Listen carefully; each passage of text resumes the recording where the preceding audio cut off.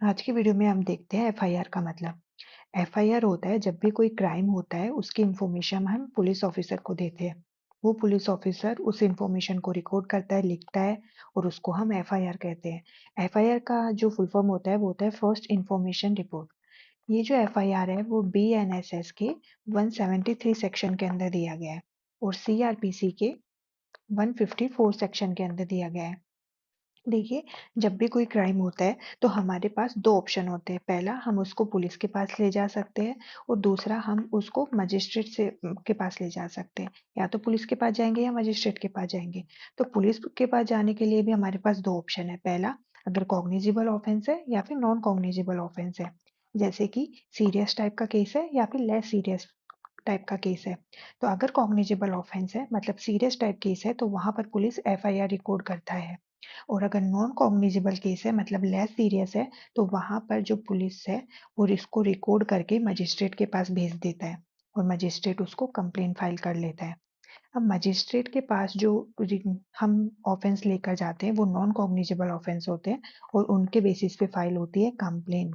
तो आपको ये चीज ध्यान रखनी है कि जो एफआईआर होती है वो पुलिस को जाती है कॉग्निजेबल केसेस में और मजिस्ट्रेट को जाती है वो जाती है कंप्लेंट। अब देखिए, जो एफआईआर है उसकी एविडेंशियरी वैल्यू क्या होगी।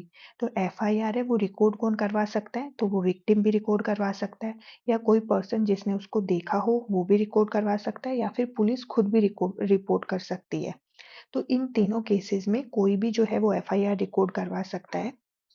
अब उसके बाद में जो एफआईआर होता है वो सब्सटेंटिव एविडेंस नहीं होता है, ये ध्यान रखना है। एमसीक्यू में बहुत बार पूछा जाता है। एफआईआर जो है वो सब्सटेंटिव एविडेंस नहीं है। तो एफआईआर काम क्या आएगी। तो एफआईआर जो होती है वो कोरोबोरेशन या फिर कॉन्ट्राडिक्शन के लिए काम में आ सकती है। कोरोबोरेशन का मतलब सपोर्टिंग एविडेंस में या फिर आपको कॉन्ट्राडिक्ट करने के लिए वो यूजफुल हो सकती है। अब देखिए, जो बीएनएसएस है उसके अंदर हमारे 2 नए प्रोविजन जो कि है जीरो एफआईआर और ईएफआईआर, ये 2 नए ऐड करे गए हैं।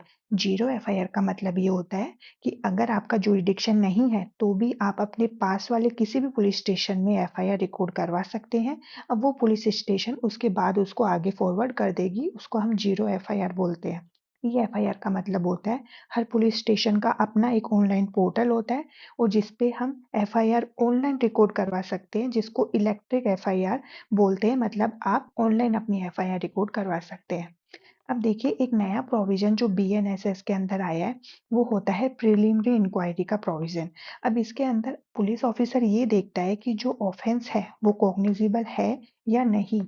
तो इसके लिए वो क्या करता है, प्रिलिमिनरी इंक्वायरी करता है। तो इसकी जो टाइमलाइन है वो अब फिक्स कर दी गई है कि 14 दिन 14 डेज के अंदर आपको पता लगाना है। आपकी प्रिलिमिनरी इंक्वायरी पूरी हो जानी चाहिए 14 डेज के अंदर। और ये जो मैटर होता है ये 3 to 7 years के जो ऑफेंसेस होते हैं उनके लिए होता है।